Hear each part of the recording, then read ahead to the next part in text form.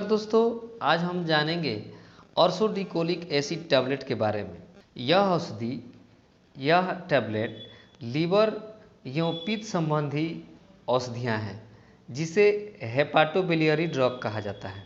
इसमें लीवर रक्षक तथा पित्तज औषधियाँ आती हैं। यकृत रक्षक औषधियों में का प्रयोग उन विकार या रोगों में किया जाता है जिनमें लीवर निष्क्रिय हो जाता है, जैसे यकृत शोथ यानी हेपेटाइटिस, सिरोसिस।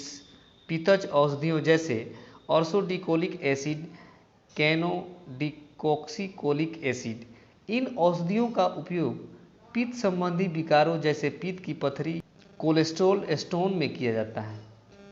यह औषधियाँ धीरे धीरे पित्त की पथरी को पिघला देती हैं, जैसे यकृत शोथ यानी हेपेटाइटिस, सिरोसिस। साथ ही alcoholic liver disease, non alcoholic steatohepatitis, intrahepatic cholestasis of pregnancy. इन सभी बीमारियों में ऑर्सोडिकोलिक एसिड का प्रयोग किया जाता है। आइए अब जानते हैं कि किस स्थिति में इस टैबलेट का प्रयोग नहीं करना चाहिए, जैसे acute cholecystitis, cholangitis, biliary obstruction, radiolucent bile pigment stone, radio opaque stone, calcified cholesterol stone आदि में प्रयोग नहीं किया जाता है। यह ऑर्सोडिकोलिक एसिड टैबलेट के रूप में प्राप्त होता है या उपलब्ध होता है या पाया जाता है। अब जानते हैं इनके डोज के बारे में। इसका डोज है 7 से 10 mg 1 kg शरीर भार पर दिन में एक बार सोते समय, यानी 1 kg शरीर का भार हो तो उस पर 7 से 10 mg के हिसाब से इस टैबलेट का प्रयोग किया जाता है। जैसे आपका 10 kg हुआ भार या 50 kg हुआ तो 1 kg पे 7 mg के हिसाब से इसका मात्रा निर्धारित किया जाता है। इस औषधि का प्रभाव 30 मिनट में इनका प्रभाव शुरू हो जाता है और इस औषधि का असर शरीर में 12 घंटे तक रहता है।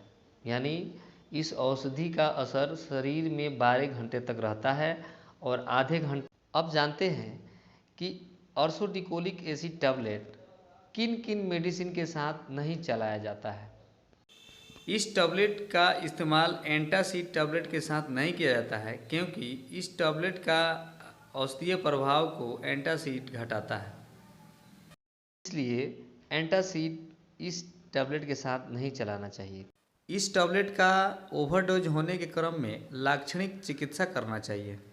विशेष सावधानियाँ। ऑर्सोडिकोलिक एसिड टैबलेट को चलाते समय विशेष सावधानी उन पेशेंट में रखना चाहिए जिनमें जीर्ण लीवर विकार, पेप्टिक अल्सर, आंतों की सूजन वाले विकार तथा अन्य उपचार आदि अवस्थाओं में विशेष सावधानी रखनी चाहिए।